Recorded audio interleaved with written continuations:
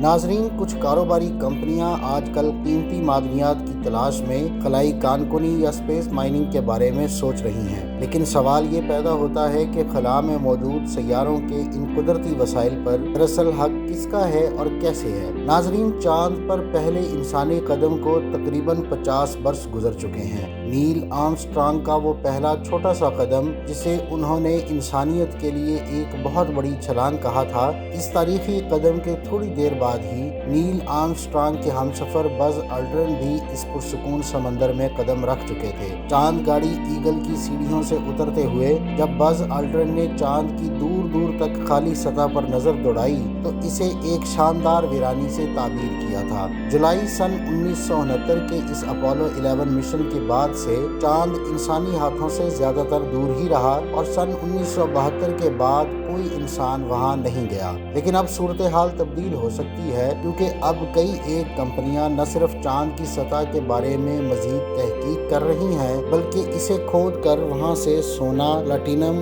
اور الیکٹرانکس میں استعمال ہونے والی دیگر معدنیات نکالنے کا بھی سوچ رہے ہیں۔ پچھلے ماہ چینی ماہرین نے چاند کے اس حصے پر اپنا خلائی مشن اتارا جو ہمیں زمین سے دکھائی نہیں دیتا، اور وہاں کپاس کا بیج اگانے میں بھی کامیاب ہو گئے، اور اب چین وہاں ایک تحقیقی مرکز بھی قائم کرے گا۔ اس کے علاوہ ایک جاپانی کمپنی آئی اسپیس زمین اور چاند کے درمیان آمد و رفت کے لیے ایک پلیٹ فارم تعمیر کرنے کے علاوہ چاند پر پانی کی تلاش کا کام شروع کرنے کا منصوبہ بھی بنا رہی ہے۔ تو ایسے میں کیا کوئی قوانین یا اصول موجود ہیں جن کے ذریعے یہ یقینی بنایا جا سکے کہ اسپیس مائننگ پرامن انداز میں کی جائے گی؟ کیونکہ مغرب اور سوویت یونین کے درمیان سرد جنگ کے دنوں سے خلا میں پائے جانے والے ممکنہ قدرتی وسائل پر ملکیت کے حوالے سے بحث ہوتی رہی ہے۔ اقوام متحدہ نے سن 1967 میں امریکہ، برطانیہ اور سوویت یونین سے ایک ایسے معاہدے پر دستخط کروائے جب امریکہ کا خلائی ادارہ ناسا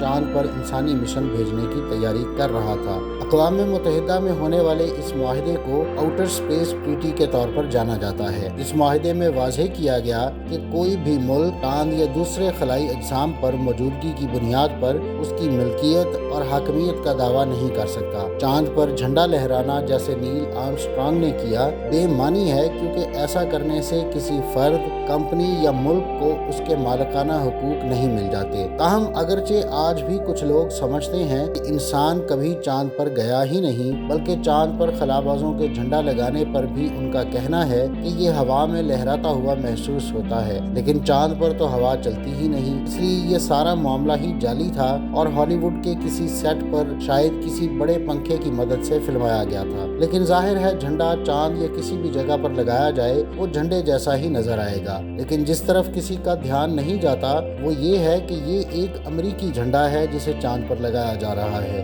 نیل آرمسٹرانگ اور بز آلڈرن وہی کر رہے ہیں جو اس سے پہلے کیپٹن کک نے باٹنی بے اور اس سے پہلے کولمبس نے کیا، یعنی نئی دنیا کی دریافت اور پھر اس کی ملکیت کا دعویٰ۔ بس ایک فرق ہے کہ اس بار یہ دعویٰ زمین کے کسی حصے پر نہیں بلکہ زمین سے باہر چاند پر کیا جا رہا ہے۔ یہیں سے خلا کی ملکیت حاصل کرنے کی کوشش شروع ہوئی اور یہ داستان ابھی جاری ہے۔ اگرچہ ابھی اس کہانی میں ایکشن کا تڑکا نہیں لگا، تاہم چاند پر پلاٹوں کی سیل سے لے کر مریخ پر قبضے کی جدوجہد جاری ہے، اور اب یہ سلسلہ بڑھ کر پورے سیارے کی ملکیت کے دعووں تک پہنچ چکا ہے۔ روسی خلائی ادارے کے سربراہ نے حال ہی میں دعویٰ کیا تھا کہ وینس روسی ملکیتی سیارہ ہے، جبکہ امریکہ سمجھتا ہے کہ وہ زمین پر سپر پاور ہے، اور چونکہ چاند تک بھی وہی سب سے پہلے پہنچے تھے لہٰذا انہیں اس حوالے سے برتری حاصل ہے۔ تاہم روس کا موقف ہے کہ خلا میں بھی دنیا کے اصول ہی چلیں گے، یعنی جو چیز جس کے ہاتھ پہلے لگی وہی اس کا مالک ہوگا۔ مگر ملکیت کا جھگڑا پیدا کیوں ہو رہا ہے، یہ سمجھنے سے پہلے یہ جاننا ضروری ہے کہ کسی پلانٹ کی ملکیت حاصل ہونے میں فائدہ کیا ہے۔ دراصل یہ بھی نو آبادیاتی قبضے کی طرح ہی ہے، بلکہ اب راکٹوں کے زور پر نہایت بے باکی سے یہ وہاں تک پہنچ گیا ہے جہاں پہلے کسی کی رسائی نہ تھی۔ ہمیشہ کی طرح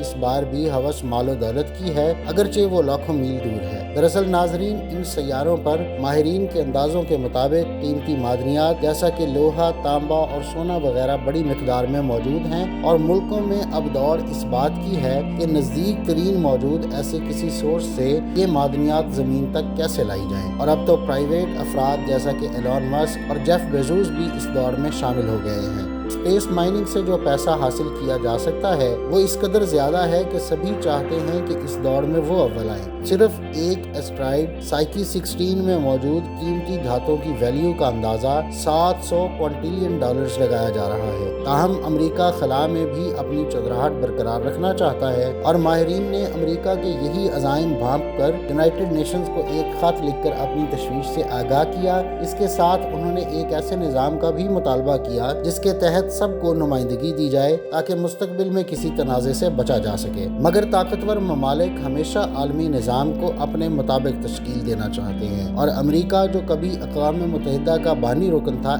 ऐसा ही कर रहा है। मौजूदा अमरीकी इंतज़ामिया फैसला कर चुकी है कि ज़मीन या किसी भी दूसरे सैयारे पर अमरीकी मफादात का हर कीमत पर तहफ़्फ़ुज़ किया जाएगा। साबिक़ अमरीकी सदर डोनाल्ड ट्रंप ने मुख्तलिफ कंपनीज को स्पेस माइनिंग की इजाज़त देते हुए इसे कानूनी करार दिया था। इस तरह नासा चांद की सतह पर खुदाई करना चाहता है और न्यूक्लियर फिजन के लिए हीलियम 3 और पानी की तैयारी के साथ साथ हाइड्रोजन और ऑक्सीजन हासिल करने की कोशिश भी की जा रही है। और ये कोशिश किस हद तक कामयाब होती है ये तो वक्त के साथ ही पता चलेगा, मगर ये रुझान बहुत खतरनाक है क्योंकि खला में पैदा होने वाले किसी तनाज़े के असरात ज़मीन को भी ज़रूर मुतासर करेंगे। स्पेस माइनिंग का ख्वाब कब पूरा होगा ये सवाल अपनी जगह, मगर ये बात वाज़ेह तौर पर नजर आ रही है कि अमेरिका आर्टिमस जैसे मुआहदों के जरिए खला में अपनी सुपरमेसी बरकरार रखना चाहता है और नासा सिर्फ उन्हीं मुल्कों को अपनी स्पेस रिसर्च में शामिल करता है जो खला में अमेरिकी सुपरमेसी को तस्लीम करते हों। इस मुआहदे के मुताबिक अमेरिका चांद, सूरज और तमाम प्लैनेट्स पर सबसे ज्यादा हक रखता है और चूँकि इंटरनेशनल कवानीन के मुताबिक अगर किसी कानून की मुखालफत न की जाए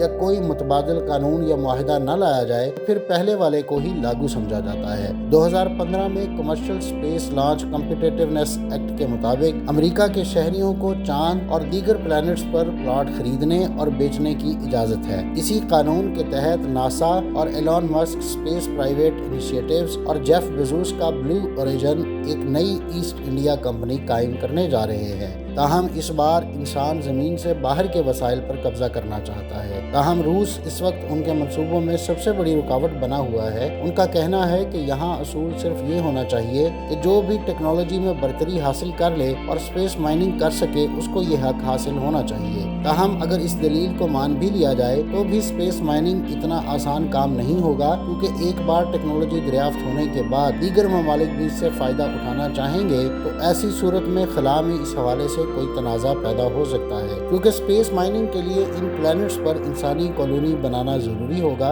और फिर उनकी हदूद का तयन भी करना पड़ेगा ताकि हर कोई अपने इलाके से ही मादनियात निकाले। मगर इन सब तनाज़ात का किसी मौसर कानून या फ्रेमवर्क के बगैर तय होना मुमकिन नहीं होगा। इसलिए ज़रूरी है कि सबसे पहले इस हवाले से ऐसे कवानीन तैयार किए जाएं जो सबको मंजूर हों और सबके लिए फ़ायदेमंद हों। नाज़रीन, ये थी आज की वीडियो। अगली वीडियो तक के लिए मुझे इजाज़त दीजिए। अल्लाह हाफ़िज़।